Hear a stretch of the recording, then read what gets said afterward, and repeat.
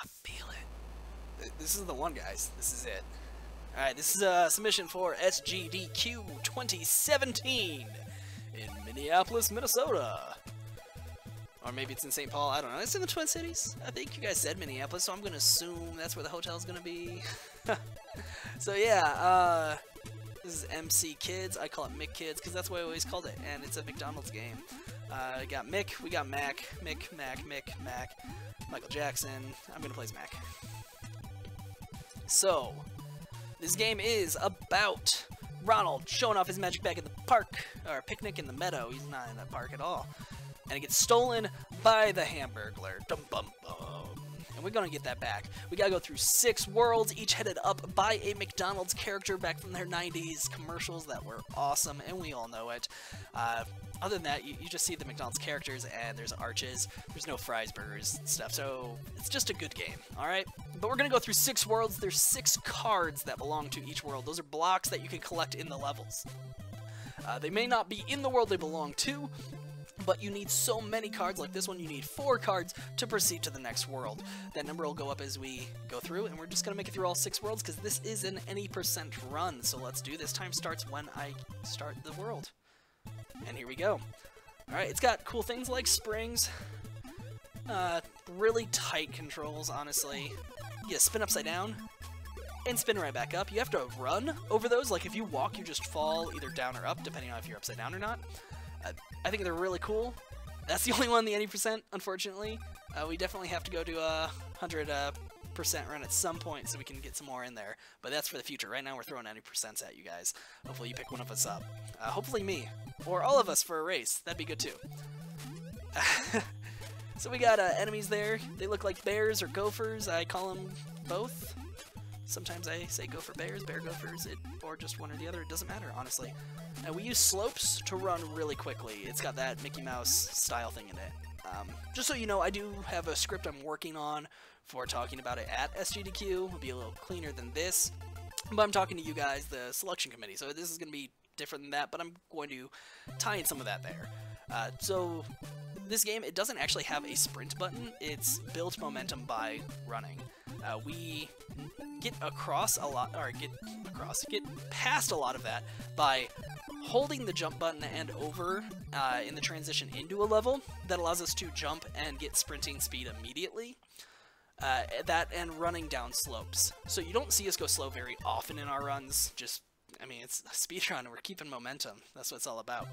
You can also crouch jump at the beginning if you're trying to get a little bit further to land on things like that. Ooh, that was not the block I wanted to grab, actually, so I'll have to wait 2 seconds for these leaves rather than, you know, half a second. Not a big deal. So this run, though, it's really marathon safe. There's lots of extra lives to pick up. There's one level that can be used as an alternate route in World 3 that's a bit safer. It's also a place you can pick up extra lives right at the beginning. Whether or not you're going to complete the level, you can go in there to pick them up. It's not really out of the way. It costs a couple seconds. So you can really stock up lives for safety. We're going to see another long jump at the beginning here. Land on that log, and we get all the way across because of it. The speed and because we're on that log. So little tricks like that are sprinkled throughout the run. So it's real nice that the run isn't, you know, glitch heavy. It's not hard to follow for someone who's never seen or played this game before. It's really easy to explain the couple of things about it, because it's just, you have 3 jump heights, walking or standing jump, and you can always, you know, do the full height of the jump or tap the button for less. And there are various heights in between. But the highest jump, you can walk or standing jump has a height. Crouch jumping has about 1 block higher jump, and then when you're sprinting, you can go higher than that. So really, it's really straightforward. That's nice, because the viewer's not going to be confused by watching this game they've never seen before. It's just a platformer. So we made it through World 1. We got the 4 cards we needed, and we're moving on to World 2 now. So we're going to use a damage boost here, because I actually have 4 hearts. So we hit that guy, which allows us to turn and keep our speed. And then because of that, I'm able to grab that. There's other routes, or other strats that are basically the same there, done different ways. And you can see there, I even stopped on that slope, but because the immediate speed we're able to gain off slopes, whoo, that was not quite right, I was able to jump over that gap that normally you're not supposed to be jumping over. We're skipping a section there. Yeah, definitely, one of my viewers just typed in, it's a nice beginner speedrun game. It really is for the most part. There's much easier strats even than what we do now, and there's harder ones than are going to see BMI submission. I actually, after a 2-month hiatus of just mostly games, I'm picking this back up this week to get my submission out there for you guys, and I'll play it consistently all the way through to this summer to get it down. It was just, I was busy, it took a break. But there's new strats I need to learn and get down and improve upon, and it'll cut some time off my run. And I will probably come up with some new ones in between even, which is great. We're currently like examining task runs to see what we can do consistently that the bot does. But yeah, so the game's really cool. It's got great music. I think the art style is awesome too. It has a lot of fun little things, like very 90s mid-air high fives, which are awesome. Should have never gone out of style. Come on. Like, if that would have freeze framed there, that's the only way that's better. We all know it. This level's kind of unique, actually. We have to go through it just because the way the overworld's designed, where it's a loop, but we don't want any of the cards that are in this level, so we actually just plow through it as quickly as humanly possible. That level is a chunk we have to take out of our time because it's in the way. But it's also a level where it's really easy to make one wrong tap and take a hit and get slowed down. So it's not a throwaway level by any means. Alright, and I have 3 hearts right now. There's actually a guaranteed bonus heart in this level. I haven't described how you get bonus hearts yet, but I will go over that. So I jumped over there. Safety of this run. There's actually 2 other bonus hearts I could have picked up in that level. If I was down to 1, I'd pick up all 3. Instead, I picked up the 1 and I did a damage boost at the end. Because it finishes me at 3. Why not? You actually can get bonus hearts by throwing a block, as you saw there. And if a block kills 2 or more enemies, woohoo, did not mean to do that. If it kills 2 enemies, you get a bonus heart for it. If it bounces off the ground and it hits enemies, you also get a bonus heart, which is how I would get 3 in that. There's 2 where I could bounce it off the ground. That level just now, I didn't get to talk about because I was talking about hearts, really interesting. The level itself actually goes way down and then kind of zigzags back up with some springs and some slopes that you gotta walk up. And we just skipped the whole thing. You got to see how those spinners work. If you hit them, I think I spun off it, they just knock you all the way back into the starting wall of the level, no matter how far they are. You go all the way to the beginning wall of the level, but at whatever height you hit them. Oh, I forgot to do my split there. So there, we jump between them. There's just enough room to squeeze between, and then that allows us to save a lot of time. And we just move on with our lives. So we're going to try the bear jump. Nope, I missed it. Okay. So I'm going to do this the way I currently normally do for you. So I lost a little time on it, just trying something else. Normally I do that jump. There's really no risk in it whatsoever. But I wanted to try and go for something a little faster. Show you guys, I mean, I am working on things. Constantly improving. And this level, so this world, Grimace here, everybody loves Grimace. He's a fuzzy purple avocado. What's not to love? His world is a lot about levels. There's always high and low sections to his levels. Well, not always. I think maybe one doesn't have it. But either way, you'll see it a lot here actually in this next level. And it kind of, one of the things that stands out about this game is it has really neat level design. Like this. You can see those platforms below, which taunts you to go below, and sure enough, look, you're rewarded with a card. And a moose. Say hi to Mr. Moose. So we're going to go back up here, and now we're running across bridges, and these bridges have little sections that fall out, but we're not on here long enough for that. A little spring there, which would launch you up higher. If we go across all those bridges up there, there's another card up there. It's not one we need for the run, though, so that would be an 100% run, is that you got to take that top route. And the way to get up there, actually, is you make those blocks fall out, and you run and bounce off the spring without jumping. And it times it perfectly for you. But you don't get to see that in this run. Like I said, 100% sometime in the future. This level demands to show you it has 2 levels. So we go down here for the low, we do that little trick, make that block bounce, pick it back up. And now, we gotta go back up top. Oh, we kept the speed. Oh, lost it. If I hit that right, we can actually make it up on this branch without using that spring. We can jump and bend around. But we go across here. There's also stuff below us completely. This is just another spot where it's multi-leveled. And you have to explore these levels to find cards. So in a casual playthrough, people are going to have a lot of fun exploring this game if they haven't played it before. I recommend that you play it if you haven't. And it's that love of this game which has brought me... Oh, wait. Actually, okay. So this is a level I'm not going to do normally. I'm going to just grab those lives to show you. The level itself is actually really straightforward. But we're skipping that. we're going to do the harder one. That one's super marathon safe. Not an issue at all. We're going to go with a little more challenge, right? And it saves time, too.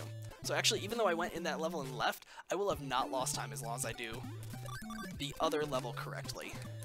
That's how much better. There we go. That was close. So that Piranha, I'm calling him Pete, Petey, Paul, Franklin, doesn't matter. I'll probably have settled on a name, probably Petey, by the time Sgdq comes around. He is a one-hit kill. He is the reason that this game can go badly in speedruns. However, as I already told you, and I showed you even, there's some extra live areas like that. That one is the best. You go in the level, you grab him, you die right away. You gain 1 life, it costs you 4 or 5 seconds. But his one-hit kills are definitely what can set you behind and cause frustration to run. But if you've been practicing, he's not really an issue. Ooh, I don't have the speed I want. See, and you can always get around Petey. And you can save stuff. So, like, that was not ideal by any means. That's not the way that was supposed to go. But it's a marathon safety thing like that. You really have to scrub pretty hard to set yourself up. And I didn't get that jump right, but I have markings in the canopy where I can jump short and make it work. So this is a completely non-ideal run, which I'm kind of glad that I'm showing, because it's not like this game is going to be something that if I make a mistake, it's over. You know, you haven't seen me speedrun before. I'm new to the community, and I would be new to Sgdq, but I definitely don't think it's something that should cause worry. Like, it's not going to be a thing like, oh, I screw up and it's completely over, and this guy just made a fool of himself, and he's never going to come back, or nobody's going to want him back. Like, nah, no, we're all good. This game, it's not so hard that you're just going to fall apart by any means. So, alright, right here we got these comets. Ooh, got hit there. These are actually a manipulation. By jumping at these certain sections, your full height, you're causing them to spawn in a pattern and at intervals that allow you to just run past them like I did there. And so here, now I'm going to show you one of the little tricks. I have the 1 heart. I don't want that. So you can actually finish a stage, which this will always happen in a run. You finish the stage and you immediately do the suicide, which is start select. You still get the completion of the stage, you get to keep your cards, but you do lose the life, and you start the next level with the 3 hearts that you always have if you die. Which is great, causes a lot of safety, keeps you from possibly dying, you know, late in a stage and losing 30 seconds, you know, to a minute. You just really have that safety net there. So it's pretty nice. We also use that because the arches that I've mostly been avoiding, I'm at 59 now, because you do lose 10 every time you get hit by an enemy. If you have 100 or more, when you exit a stage, you'll see that the numbers will be blinking, so it's really easy to keep track of. If you have 100 or more, it sends you to a bonus stage where you can pick up extra lives, but you have to watch a title card, and then you have to exit it. We, you know, lose a lot of time there. So we'll actually suicide at the end of a stage as well to keep from going to those bonus stages. So it works out really well, and it's actually a 1.5 seconds faster to kill yourself and listen to the death jingle than it is to finish the level and listen to the you win jingle. If you do it frame perfect, it's like a full 1.5 seconds. So really easy to actually save time off of it. Not enough to make a huge difference, but like, if you were in a race, which maybe we will be, because I know Prince Leaf and Link have also submitted. Ooh, messed that up just a bit. I didn't grab the dirt fast enough. But yeah, if we do a race, you could be down to the end and be like, oh, I need to get a little bit ahead, and like, use the last couple levels in Suicide in order to get that little bit. Ooh.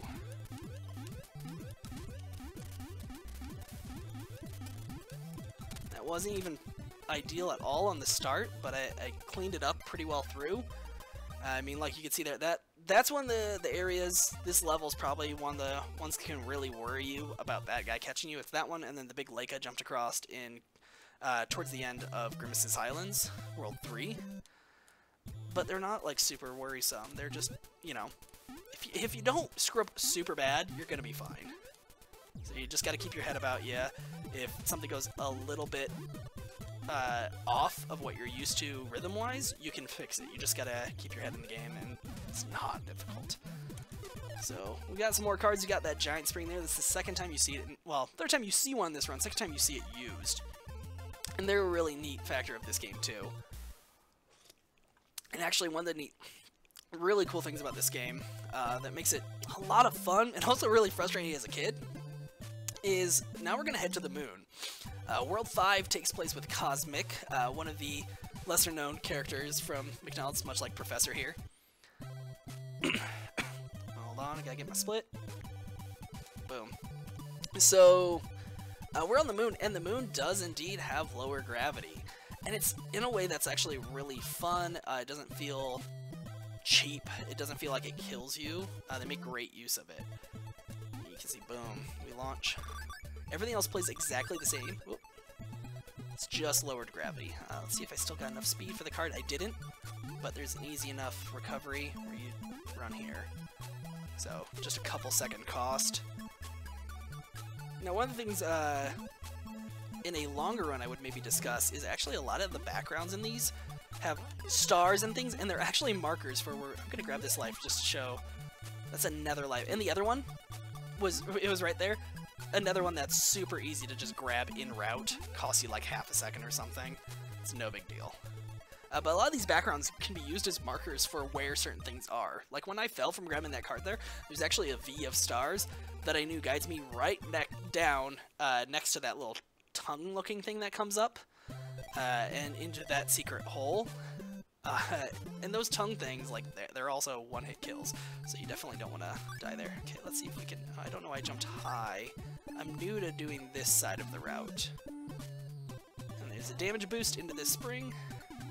There we go. And also one of the things you saw there that we haven't really seen before in the run is there's that secret hole. Now, normally, like, if you're just playing through, you might notice that there's, like, a gap in the floor below you. When you're just, like, walking around, you'd see that, which is, you know, the caverns below that we were running around in. And that would lead you to be looking for it. In the cloud levels for World 2, Birdie's World, there's a lot of those areas. And that's kind of the fun of this game. Especially in a 100% run, you would see a lot of those. They lead to cards. But in a casual run, it's really fun, too. The design of this game, just great, top to bottom. I can't tell you guys enough how much I really enjoy this game. It's the reason I'm running it, the reason I really want to get to Sgdq to show it to people. I think people will enjoy it, and hopefully I can help raise money for a great cause by, you know, playing a game I really enjoy. So, it'd be super cool. Alright, so we finished World 5. We're a little bit behind my PvE, which is, you know, okay. And we're heading into Hamburger's hideout, which, of course, is a volcano, because that's where all evil masterminds live. In a volcano. So you notice his world's actually really short, because we've picked up all his cards, for the most part, in other worlds. So this little floating pumice here, this is like the slowest part of the whole run, because you can't make the pumice go faster. But we do... I'm carrying the second one here so we can skip a little section. Right here, we're gonna jump up on this bridge, sprint across it. There we go. That saves a handful of seconds, easily.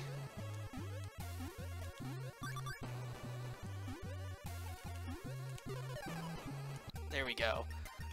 But yeah, so he only has the 3 levels here, and then we'll have the final level up here in a bit. You'll see that is the only boss fight in the whole game. It's really cool that it ends on a boss fight when that hasn't been a theme in the game. Here we got these cool treadmills, which you run the opposite way to get them to move. You can see like that. I kind of walked around on it a bit just to show you. You'll see this one especially. And they move quite quickly. Oh, okay, and you can see I actually went to 100 coins. It's blinking in the top left. So that's a sign I'm going to have to commit suicide here at the end of the, the level. Once I hit the, oh, shoot. I jumped too late to make the gap in between, so I stopped myself. That way, I don't have to suffer through the bonus stage stuff. Can you just do that? Da, da, da, da. But you know what? We died. Doesn't matter. Still get an awesome mid-air high five, because that's what the 90s are about, guys. Enjoying yourself, being awesome, and mid-air high fives. Let's all go back to the 90s. This stage has a really cool trick here. If we get it, we're calling it the swag slide. If we get the swag slide, it saves, I don't know, 5 to 10 seconds maybe. If we don't get it, it costs you like 30 seconds, or you can kill yourself and only lose about 10. So we'll see what happens here. We're gonna go for it. It's just too cool to not do it. Okay. You can slide under those. I'm gonna take one more shot at it because I have plenty of lives. And unfortunately, you can't pause while you're doing that spinner thing, and that shows you there how it sends you to the beginning no matter what your height is. So it just sent you above that starting line there where we were. But yeah, so this slide, it's just really cool. Because you're not really intended to be able to slide in this game. It's never used anywhere. Oh, I didn't even get close to it that time. I'm going to give it one more go. And I honestly, like, in a marathon run, I would maybe do that one. It depends on, where we are in time. Like, ooh, that was a hit. Gosh darn. It's funny. I don't generally have issues with this. You'll have to look at my streams and stuff. That usually I make it under there. And it's something I'll put a lot of work into. And actually, I'll show you the setup. So I had a lot of speed there. Normally, if I don't have a lot of speed, I'll go ahead, face up to it. Of course, now that I'm talking about that, I'm really trying to show it, I'm messing it up. So anyway, the other thing you can do, if you just go back, you grab this card. And it's not nearly as interesting, of course. In a 100% playthrough, there's actually a card that, well, and actually the intended way to get these cards, kind of thing, would be to be upside down on this cart. And then stop it in the right places, jump up on platforms and get them. But we're just doing it this way. Alright, and we're through.